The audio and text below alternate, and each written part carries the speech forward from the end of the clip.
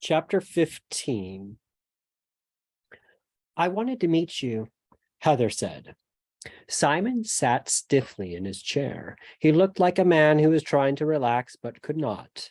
Bannock had allowed Heather the use of his office for this meeting. And hi, you. Simon smiled, looking like a man who tries to smile. Does your mom know about this? Hardly. She thinks I'm safely out of the way. I'm sure she would forbid me to meet with you, but I didn't allow her the chance. This is between the two of us. I was just curious to inspect you. My mother must have found you attractive once. I wanted to see why. I have a great curiosity. I plan to be a journalist, you see. She gave him a beaming smile. He shifted in his chair. You brought me down here, across town, out of curiosity. No, I wanted to offer you a business proposition, an opportunity, if you will. How old are you? 14? Rather young to be in business. She raised an eyebrow. Do you want to hear? Yes, it's simply this. I will give you $10,000 in scrip and bonds to go away and not trouble my mother again. He blinked several times, then leaned forward across Bannock's desk. Where would you get that kind of money? I have influence. Are you interested or not? Simon drew the tip of his tongue across his lower lip. When could I see the cash? Right now, if you agree. She withdrew a package from her cloak, dropped it on the desk. Are you agreed? All right, if that's the way you feel about it. Unless, of course, Marina should determine to take me back into her home. He snatched up the brown paper parcel and tore it open. It was stuffed full of currency. He began counting, then halted after the first 2 or 3 bills. What do you call this? Heather got up from her chair and drew herself to her full height. That, sir, is official imperial scrip issued by His Majesty Emperor Norton I, die Gratia Emperor of the United States and formerly Protector of Mexico. It is recognized as legal tender by a number of shops and restaurants in this city. The bonds are also issued by my friend the Emperor. They yield 7% interest on maturity. Simon's face turned red. For a moment, he looked as if about to explode. Then he burst into laughter. I must say, young lady, you have a talent for persuasion. You would make a fine gambler, a carnival act, or perhaps a journalist. But I'm afraid I must decline your kind offer. He picked up 1 bill and stuffed it into a pocket. I believe I shall keep this one as a souvenir. Good day to you. He turned and left the office.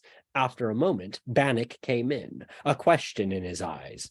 Well, now I know what he's like, Heather said. Joshua strolled to the end of the China dock, stood gazing out across the bay for a few minutes, then turned and walked back. He noticed a German 4-masted bark in port. Men and equipment swarmed about her, loading and unloading at the same time. Joshua strolled through the crowd, wielding his manzanita walking stick like a scepter. He met Marina halfway down the dock. I hope I'm not late. Not at all, madam. I am delighted to see you looking well. She gave the Emperor her arm, and they walked in silence toward the shore. You can guess why I wanted to see you, she said. I am in need of your advice. Of course. Advice is one thing of which I have a bountiful store. It's about this Simon Harker fellow. She nodded, perhaps reluctant to speak his name. Joshua's boots made a hollow sound on the planks of the dock. Then they were walking up the cobbled street.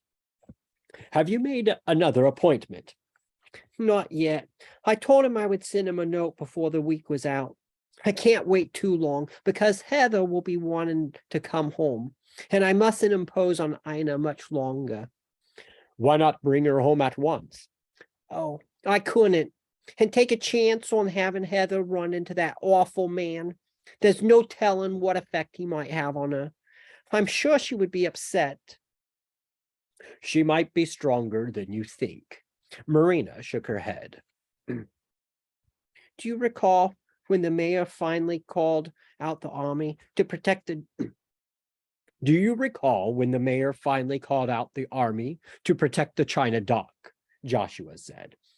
When we were having the anti-Chinese riots, the authorities did nothing until the mob attacked the dock. That was the last straw. The city stood to lose a great deal of money if the dock were closed. That was the end of the riots. I know you were greatly concerned. In the end, it's all about money, isn't it? Strange I took so long to see it. I think your Simon Harker is greatly impressed by cash. Would I had the army to help? I have a suggestion for you. Advice, if you will. Joshua explained his plan to her in a few words. She was puzzled and said so, but he urged her to ask no questions. In the end, she agreed. This afternoon, she would send a note to Harker. Next morning, Joshua strolled through gray drizzle, wishing for a real rain to wash away some of the gutter debris. He was not happy with the appearance of his streets. Another proclamation might be called for, directed toward the Department of Street Cleaning.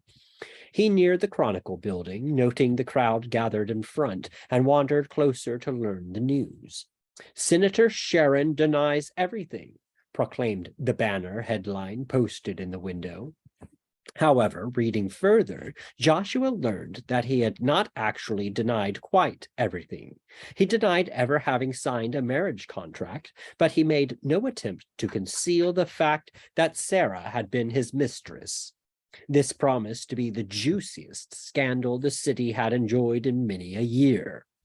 Joshua's eye was caught by another paper posted to one side, with smaller headlines. Marina faces bigamy charge. The story beneath was sketchy and less than accurate, but hinted at revelations to come. A woman nearby noticed him reading. Well now, Your Grace, she spoke with a broad Irish accent. Quite a busy week, ain't it? 2 such scandals at one time. Sometimes I wonder what will become of us all. Her toothless grin seemed to imply that whatever was to come, she was looking forward to it. I'm sure I couldn't say. He turned and moved off. He recalled that he'd promised Dr. Luck he would drop in for a checkup, and so turned in the direction of Chinatown. The drizzle had stopped falling, but the air was gray and damp. Dr. Luck, as usual, peered at Joshua's tongue, felt his pulses, poked and prodded. He made him lie down while he stuck needles in both shins. The needles had some strange herb attached to them, which the doctor proceeded to light and allow to burn. The air was filled with a pungent odor.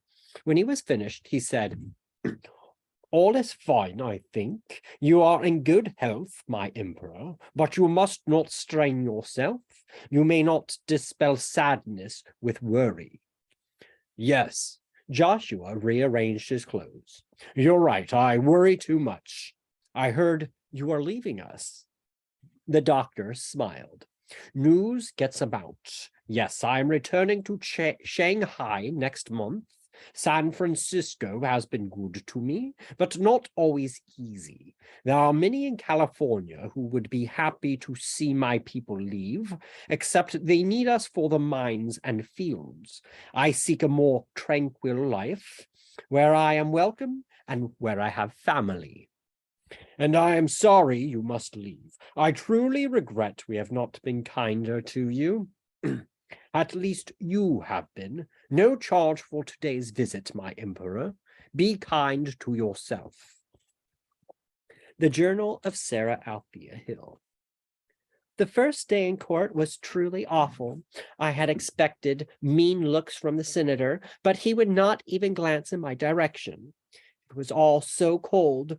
If only he had been a little kinder, I would not have embarked on this path in the first place. His lawyers will call handwriting experts to the stand, trying to prove the marriage contract a forgery. Mr. Terry assures me they can prove nothing of the sort, since the signatures are both genuine. One consolation is that I get to put on my best dresses in court. It's almost like being on stage. In fact, I have had an offer to take part in a production of The Merchant of Venice, despite my lack of acting experience. I'm told my notoriety will draw enormous crowds. I have not yet decided on my answer. I wonder how Marina is doing with that Harker person. This time, Marina met with Harker in Mr. Buxby's law office. When Harker came in, he kept glancing around and blinking in a nervous manner. He stopped and gaped when he saw Emperor Norton occupying an oaken chair as if it were a throne. His beaver hat poised regally in the crook of one arm, his walking stick across his knees. Have you ever had occasion to meet our emperor? Marina asked. Harker seemed to gather his wits. He strained up, then offered a low, sweeping bow. An honor, your majesty, I must say. Your presence is most unexpected. Miss Marina desired to have a witness present at these negotiations, Joshua said. As Harker took a seat, Marina shoved a newspaper across the table toward him. Are you responsible for this notice? Harker glanced at the headlines, then assumed a wounded expression. Certainly not, my dear. Did you really think I would stoop so low? Have no notion of how the papers got wind of our little disagreement. Don't, my dear me. Let's get to the point. She withdrew an envelope from her reticule. This is some cash to carry you through the next week or so. I have considered your offer and have come to a tentative decision. I may be willing to take you back. At this, Harker's eyes widened. He glanced back and forth between the two. He licked his lips, then stammered, Why, well, that's wonderful, my dear. I must confess I am somewhat surprised, given your previous attitude. I'm, well, surprised. On one or two conditions. His eyes narrowed again, wary. Yes? What may they be? Marina looked up at the ceiling. First of all, you must get rid of that awful beard. I wish to remember you as you once were. Also, I put enough money in that envelope for you to buy a decent ready-made suit. Meet me here again in 5 days on Saturday, when those two conditions are met. Then we shall discuss the matter further. Why, of course, my dear, I shall be delighted. And don't my dear me. Mary Ellen brought in the tea service herself, having given her maid the day off. Sarah thought that the house seemed very quiet. She had been there nearly half an hour, and neither woman had spoken more than a few words. Finally, Mary Ellen said, Of course I shall be learning of the day's proceedings in tomorrow's papers. The public does love a good scandal, but perhaps your own account may be more accurate as well as timely. Sarah took a deep breath. It was quite humiliating. The senator revealed the most intimate details of our life in open court, how we first met, how much money he paid me, and so on. He's really quite cruel.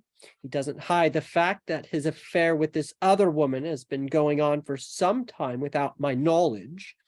In fact, there have been several others as well. He intimates I have been only one among many. She began to weep quietly. Mary Ellen handed her a kerchief and poured her tea. After a few moments, she said, I am tempted to cast a hoodoo on this man, but that would be sinful. Does Mr. Terry think you have a chance of winning the case? Oh, yes. She stifled her tears. The handwriting experts can find no fault with the marriage contract. It's simply a matter of swaying the jury, and they're all men, after all. What story did you offer? I mean, about the contract. I must admit it's a bit odd. Sarah sniffed and gave a little chuckle. It's quite simple. Senator Sharon told me what to write on the paper, and we both signed it. We agreed to keep the marriage secret for 2 years because he was campaigning for re-election. Anyone familiar with William's character would find that quite believable, and the contract is binding, whether publicly registered or not. The alimony payments are practically mine. Mary Ellen nodded. I've heard something about your judge. Sarah felt a twinge of anxiety at that. Mary Ellen's tone implied that she had heard something not good. Yes, what have you heard? It's Judge Field, isn't it? From the circuit court? Did you know he was once a friend of Senator Broderick? Do you remember that tragedy? Would I could forget. Mr. Terry killed him in a duel. It was quite fair and fully justified, but that was years ago. Are you telling me Broderick and Field were once close? Broderick once saved Field's life back when they were both attorneys. A defeated opponent was hunting Field with a gun. Broderick pulled Field out of harm's way just in time. At least that's how I heard the story. I don't know if Mr. Terry is aware of this. Sarah shook her head. No, perhaps not. At least he's not mentioned it to me. I must ask him when I see him this evening. You are seeing Mr. Terry tonight? Yes. She smiled. I know you won't mention it to a soul. We have become quite intimate, you see. Ah, yes, Mary Ellen said. I see. For once, Sarah was early for court. She lingered in the corridor, enjoying attention from reporters and curious spectators. She made it a point to dress in a different outfit each day. Today, she wore a dove gray silk with mother-of-pearl buttons. Her hat was equally conservative, with a single ostrich feather. Where is Mr. Terry today? The Chronicle reporter asked. She gave him a winning smile. He is called momentarily away on other business about his ranch, but he expects to return tomorrow. His assistant, Mr. Painter, will be more than adequate for the job today. I believe we are due to be subjected to more testimony from the handwriting experts. Before she had to answer another question, a bell rang and people began filing into the courtroom. She waited till the others had gone in, so as to make a more dramatic entrance. True to expectations, there was more to be heard from the experts. There was one called by the defense and one by the claimant. They seemed to agree with each other on some points and to be at each other's throats on others. There were microscopes, lenses, and charts occupying most of the exhibit table. This being a hot day, all the windows and doors were left open. After an hour or so, Sarah found it hard to stay awake. She was startled when she noticed people getting up to file past the exhibits. She nudged her attorney. I wasn't listening. What is happening? Nothing to worry about. They're looking at your letters under microscopes. I mean, the dear wife letters. Oh, those. The senator had been indiscreet enough to send her several notes in the past, addressing her as dear wife. She had, of course, introduced these as evidence. She had also taken the trouble to add dear wife to a few other letters which had not been so addressed. What is it they hope to discover? whether dear wife was added before or after the ink was dry on the rest of the paper. They claim they're able to tell by the way the ink cracks when the paper is folded. He gave her a reassuring smile. How deadly dull. Still, I suppose I may as well look. She got up and made her way to the table. The senator was not in court today. There were rumors he wasn't feeling well. More likely, she thought, he was simply bored. He had a team of 4 attorneys manning his battlements. She took her turn at the microscopes, peering at hugely magnified letters embedded with fractures and wrinkles in the long-dried ink. How dreadful, she thought. Then there was the lunch recess. Probably the afternoon session would have been equally dull, except that one of the senator's lawyers unexpectedly called another witness to the stand. Sarah recognized one of the maids from the hotel where the senator had previously installed her. She listened, half interested, until she realized the maid was actually lying. So I heard her say she forged all those letters and the contract, so she did. Sarah got to her feet, furious not at the maid, but at the lawyer who had obviously paid her to say these things. You ought to be horsewhipped, bringing a woman here to say such things about me. I will see you flogged, sir. In fact, I will shoot you myself.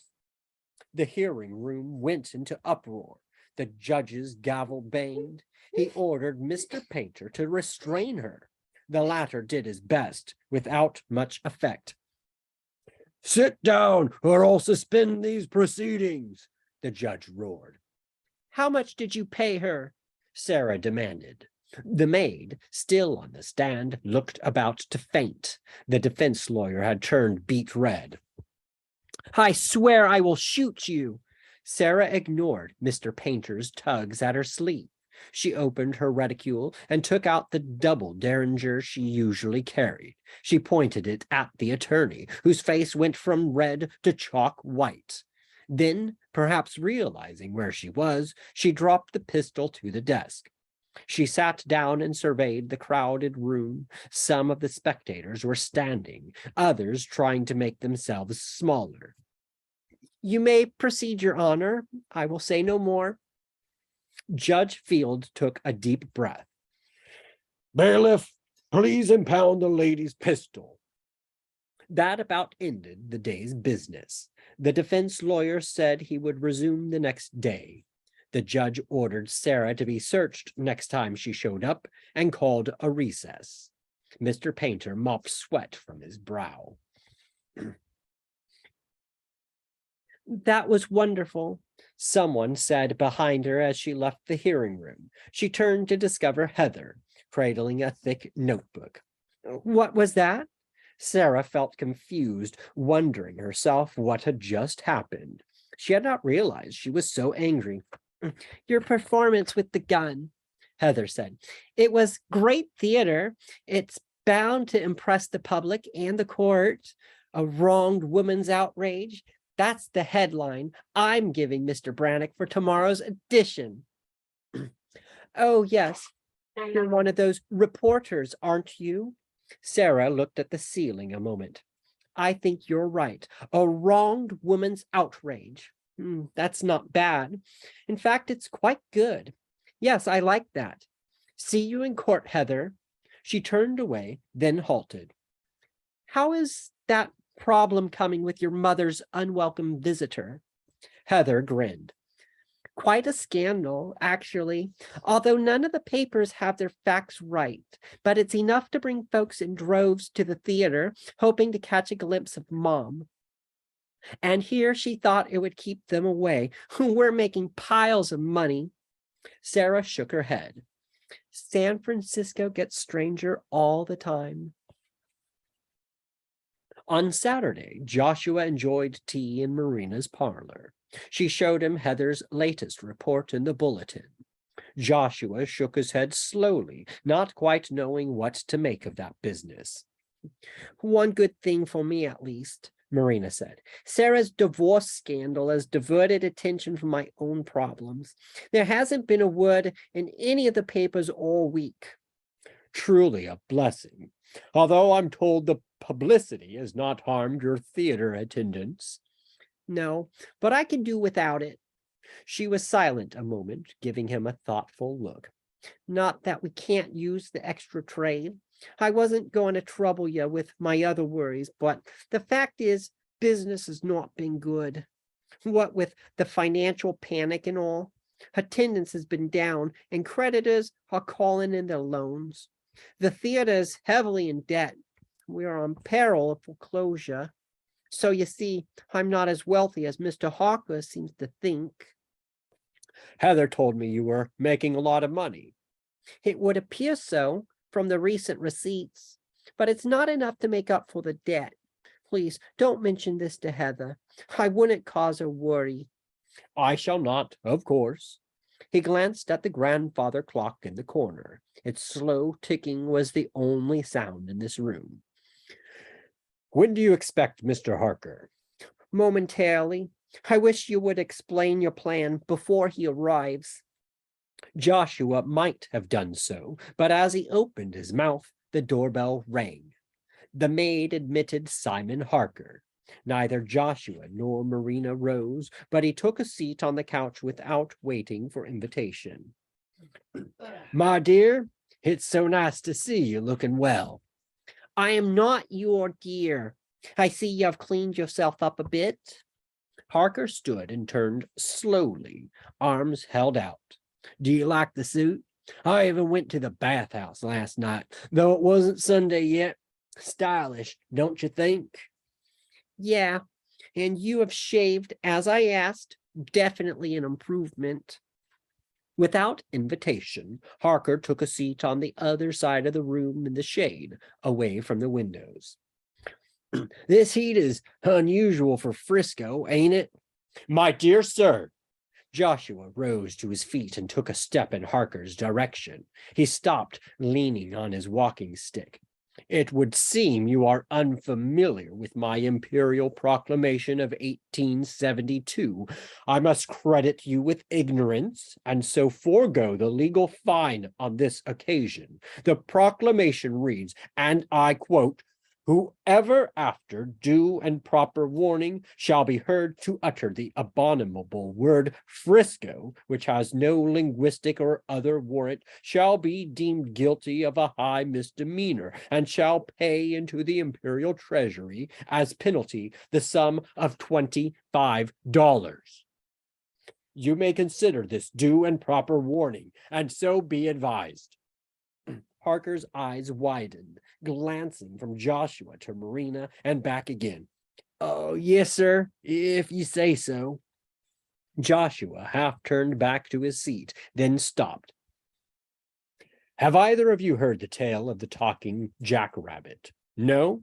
I heard it from a miner just returned from Hangtown, so I know it to be true.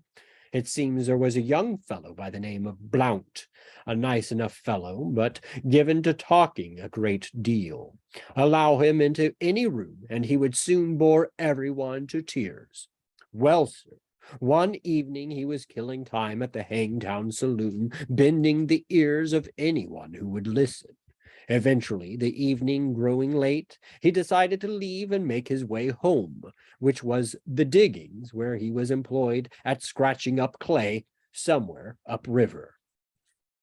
At mention of the name Blount, Harker gave a start and his face paled, but Joshua seemed not to notice. He continued. He began to make his way along the trail by moonlight, but he hadn't gone far when a voice called out, Blount! You talk too damn much. The fellow looked around and could see no one. Finally, he spotted a jackrabbit sitting on a stump. He demanded to know if the creature had addressed him. Yes, it said. I said you talk too damn much.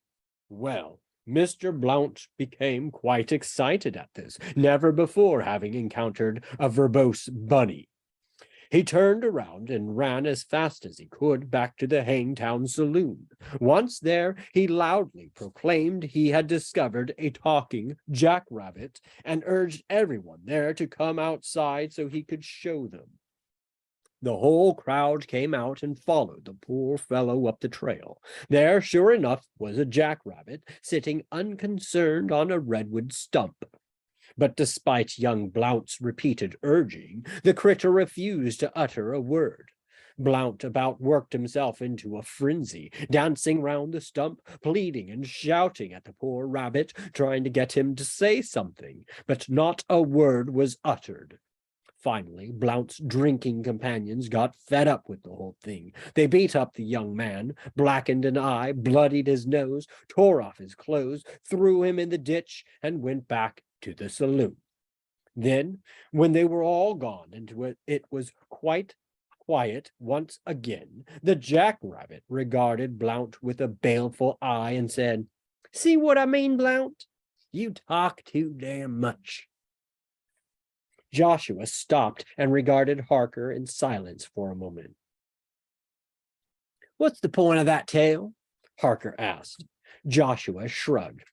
"I suppose it's just that one should be willing to listen to advice when it's offered." He took another step closer. "Now perhaps you will accept a word of advice from myself, your emperor."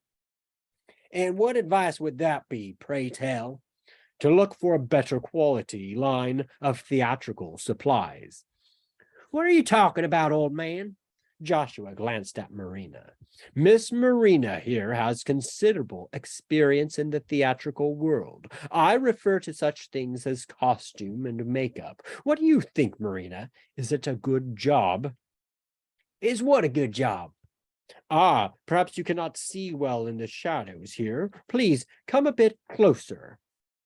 Marina, looking puzzled, arose and approached Harker, who seemed to shrink back. She studied his face. "Notice anything amiss?" She shook her head. "I'm not sure. There's something not quite right." "Allow me to refresh your memory." Joshua withdrew from his jacket a brown envelope from which he extracted a photograph. "Remember your husband's scar?" "Of course." She glanced at the picture. "Oh, yeah, I see." Joshua handed it to Harker. "I must say you did a fairly good job working from memory alone, as you must have. But as you can see, the dueling scar on your cheek is slightly off. The one in the picture is closer to the neck and a bit shorter." "I can explain that." "I'm sure you can, but I must say it's not a good quality job. The spirit gum is melting in the heat." Without warning, he reached over, yanked out the scar on Harker's jaw, and handed it to Marina. "What do you think, madam? Is this good quality or not?" Marina was staring, white-faced, at Harker. "It's not him. That's not my husband." "No." Joshua withdrew another piece of paper from the brown envelope. "Mr. Bannock was able to obtain a report." "That's not him. There's a resemblance, but it isn't Simon. I thought, of course, he would have changed after all these years, but now I see it. It's not him at all. He's fooled me. What have you done with Simon? Have you murdered him?" Joshua touched her arm to restrain her. "Let us not make wild accusations. This man is guilty of fraud and blackmail, but not murder. This is a report from Mexico by way of the Los Angeles sheriff. It arrived only yesterday, so I've not had time to discuss it with you. This man's name is Ira Blount. He and Harker were cellmates for about a year. In Tijuana, Harker died of syphilis while in jail. Blount here must have got his entire history. He decided to capitalize on it. He nearly succeeded, or so he thinks." Blount had risen to his feet. "I could still make a lot of trouble for you." Joshua's walking stick rose and fell to the floor with a thunderous boom. "And you could go to prison for extortion, or worse." The San Francisco Committee of Vigilance was never officially disbanded, and I am still a member. His stick struck the floor again. You, sir, shall depart this house in the next 10 seconds, and you shall leave this city within 24 hours, or you may find yourself dangling at the end of a rope. Another boom from the stick. Blount backed away. He opened his mouth to say something, but stopped as Joshua took a step closer. Then he was out the front door and gone. Marina sat down and slowly poured 2 cups of tea. Well, that's done with. And I must say it was rather fun, wasn't it? He laughed. They both laughed and laughed and laughed.